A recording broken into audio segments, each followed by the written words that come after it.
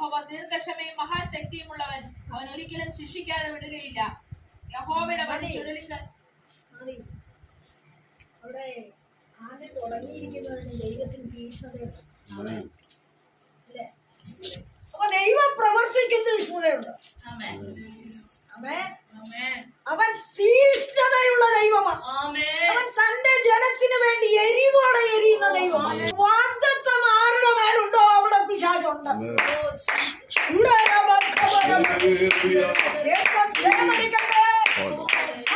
ദൈവം നടത്തിപ്പിനായി നിന്റെ മേൽ അഭിഷേകം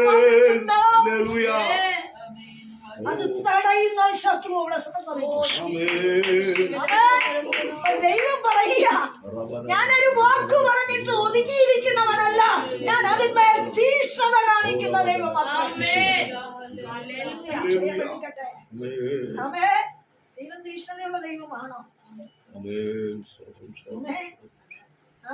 ശിഷ്യന്മാരെ അക്കരയ്ക്ക് വിട്ടേച്ച് കർത്താവ് മലയെ കയറിപ്പോയില്ല, കയറിപ്പോയി. പക്ഷേ അവർ വലഞ്ഞപ്പോ കർത്താവ് ഇറങ്ങുന്നുണ്ട്. കാരണം അവന്റെ തീക്ഷ്ണത, തന്റെ ജനത്തോടുള്ള ആത്മാർത്ഥത, തന്റെ ജനത്തോടുള്ള പരമാർത്ഥത.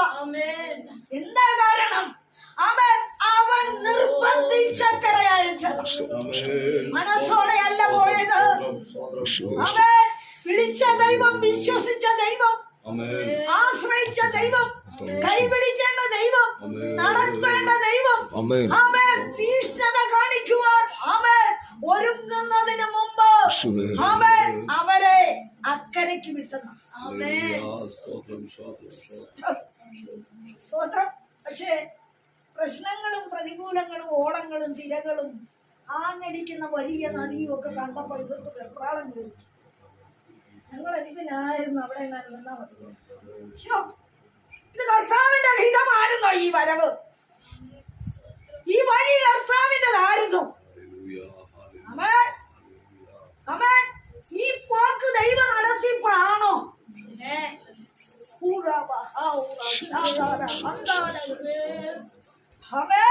നടത്തിപ്പുകളെ ചോദ്യം വിട്ട് വെറുകരുത്.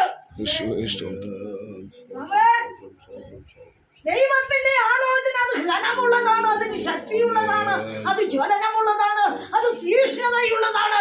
അതിന്റെ സമയത്ത് അതിന്റെ വലിപ്പം വെളിപ്പെടുക.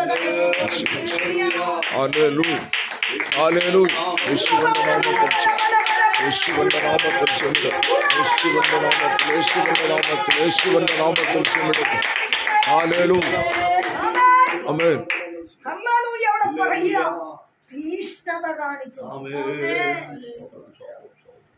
തീഷ്ണത കാണിച്ചില്ല എന്താ? കർത്താവ് നോക്കിച്ച് പറയാം, ഇരുട്ടായപ്പോ ഇവര് ഒത്തിരി നിവൃത്തമുണ്ടാണ് ഇവർക്ക് ഇതൊക്കെ സംഭവിച്ചത്. അല്ലേ?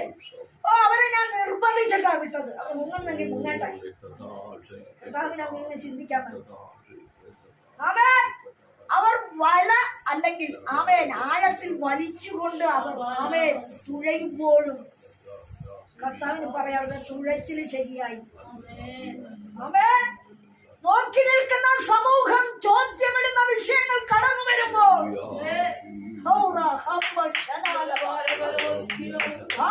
എതിരിടുന്ന വാദങ്ങൾ കടന്നു വരുമ്പോൾ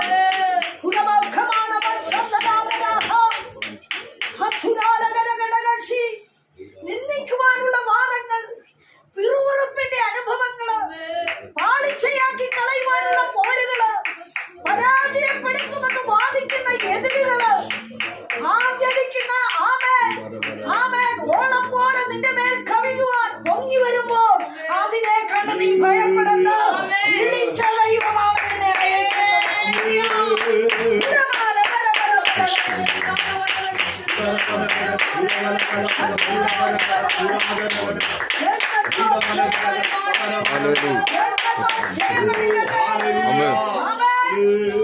തീഷ്ണത കാണിക്കുന്ന ദൈവമാണ്.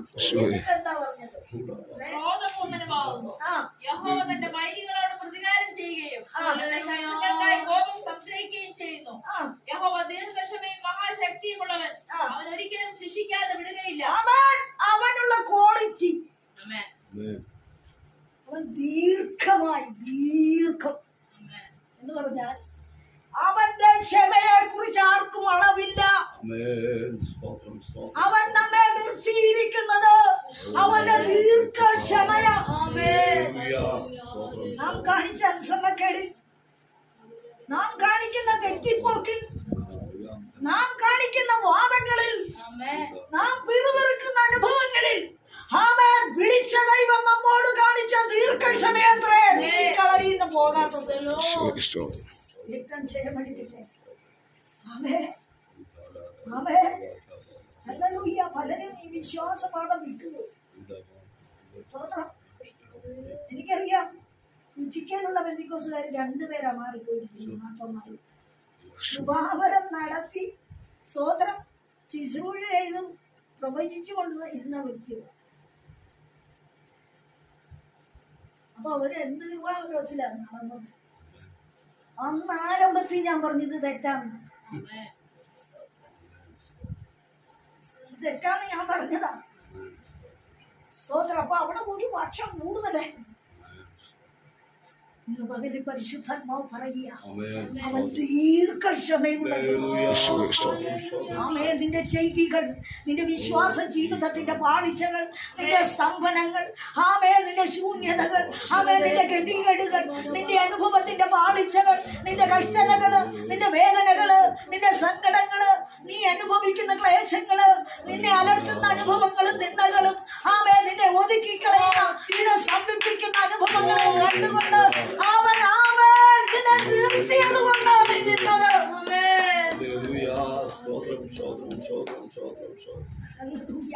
കാരണമെന്നാ? അവൻ ദീർഘക്ഷമയും പിന്നെ അവന്റെ ശക്തി എന്നതാ?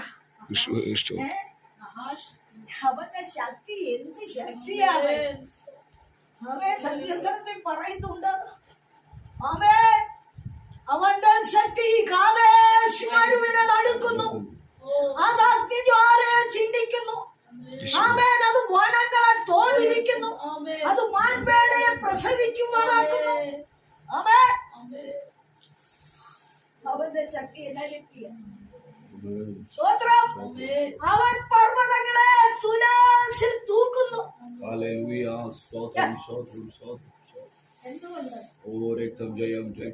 അവന്റെ കൈയുടെ വലിപ്പം, അവന്റെ ശക്തിയുടെ വലിപ്പം, അവന്റെ ശക്തിയുടെ വലിപ്പത്താൽ ഒറ്റ ശ്വാസത്തിൽ ചെങ്കടൽ മാറുക.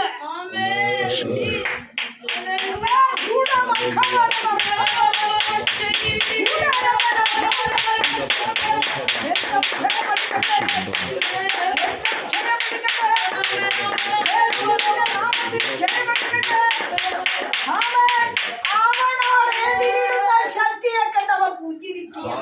കാരണമെന്നാ? ദീർഘക്ഷമയുള്ളത് കൊണ്ട് അവൻ നിർത്തിയിരിക്കുക. ഞാനും ഓർക്കേണ്ട ഒരു കാര്യമുണ്ട്. എതിരിട്ട് വാദിച്ച് നിന്ദിച്ച് ഒതുക്കി കളയുവാൻ, സമീപിക്കുവാൻ, അലച്ചിടുവാൻ, ഇല്ലായ്മ ചെയ്യുവാൻ, പറിച്ചു കളയുവാൻ പോരാടിയ ശക്തിയോട്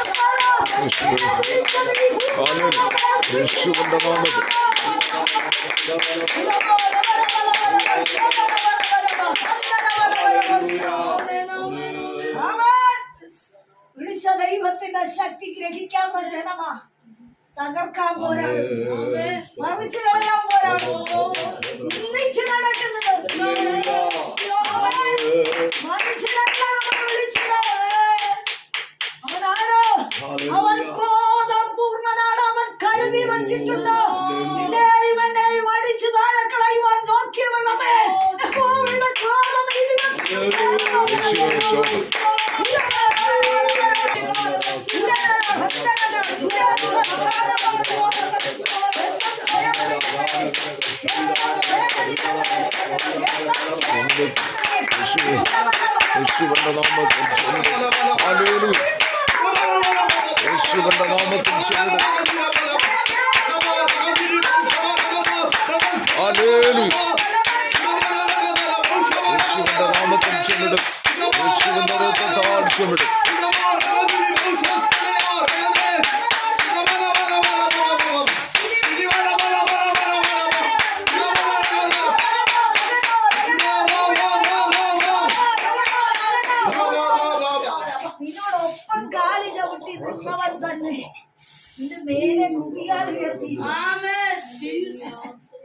ഹല്ലേലൂയ. ആമേ. പരിശുദ്ധാത്മാവ് ഈ വചനം തന്നപ്പോ തന്നെ എനിക്ക് മനസ്സിലായി. ആമേൻ. ദീർഘക്ഷമയുള്ള ദൈവമായതുകൊണ്ട്, പിടിച്ച ദൈവമായതുകൊണ്ട് കൂട്ടുകാരെയൊക്കെ നിർത്തിയിരിക്കുക. വായത്തിൽ നമ്മുടെ ഉള്ളിലിരി പറഞ്ഞ് നമുക്കിട്ട് ബ്രഹ്മ വെച്ച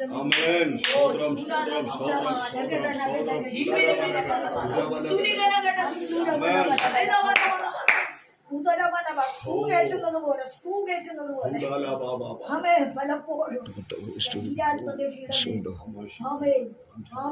പലപ്പോഴും നിരാശയും നീരസവും കുത്തി നിറച്ച്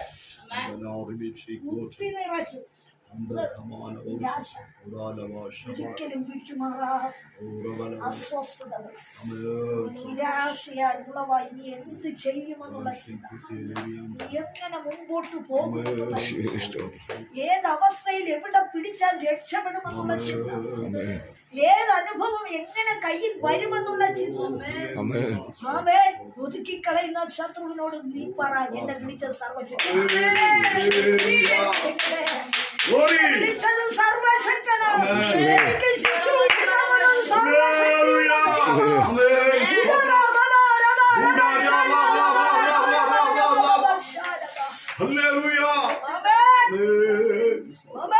ശക്തിയുള്ള ഉന്നത വചനം ഉള്ളിൽ കയറിയതുണ്ട്. ദൈവം പറയുന്നു, ഉന്നത വചനം ഉള്ളിൽ കയറിയാൽ ലെബാനോനിലെ വിറകിന് മതിയാകത്തിൽ അതിനെ കത്തിക്കാൻ.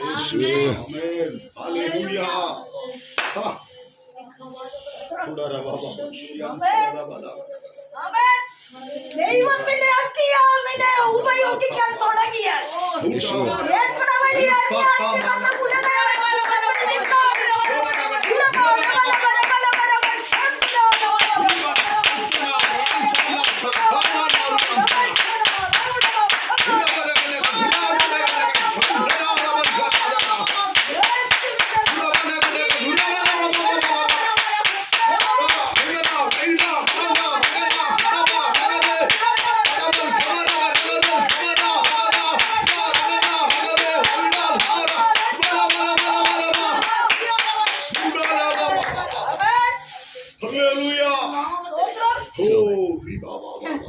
എന്തെല്ലാം കാര്യത്തിൽ ശത്രു പിടിച്ചു, ശരീരത്തെ പിടിച്ചില്ലേ,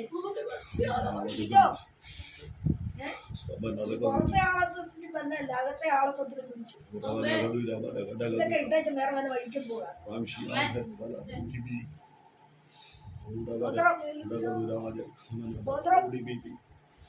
ഇതൊന്നും വലിയ കാര്യം ചിന്തിപ്പിക്കുന്ന നിരാശ കയറ്റി സ്കൂൾ ഇട്ട് തൊറ്റി കയറ്റുന്ന അസ്ഥിയുടെ അകത്ത് വചനം കയറേണ്ട അസ്ഥിയുടെ അകത്ത് പറയുന്നു, എന്റെ അസ്ഥികളിൽ അടയ്ക്കപ്പെട്ടത് വചന അസ്ഥിയിൽ കയറിയ ഇന്ന് നടത്തുവെന്ന്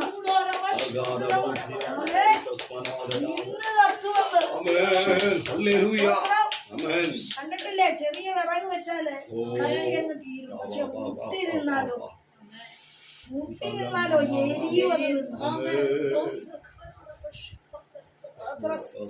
അവിടെ ആകാരഭംഗിയൊന്നും വേണ്ട, നിറവോ ഗുണോ ഗുണോ ഒന്നും വേണ്ട. അവേ അസ്ഥി കേറട്ടെ വചനം, ആത്മാവ് അസ്ഥിയിലേക്ക് കേറട്ടെ.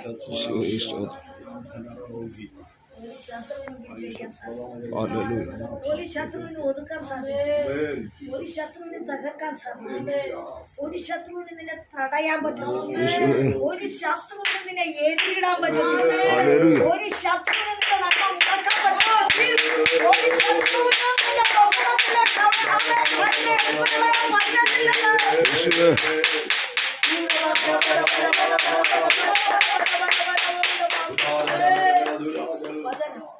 അവൻ ദീർഘക്ഷമയും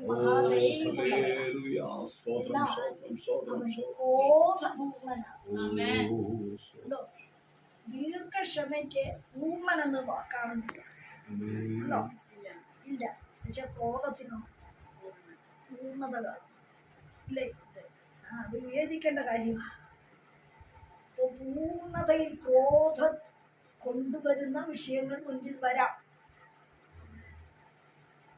മനസ്സിലായി?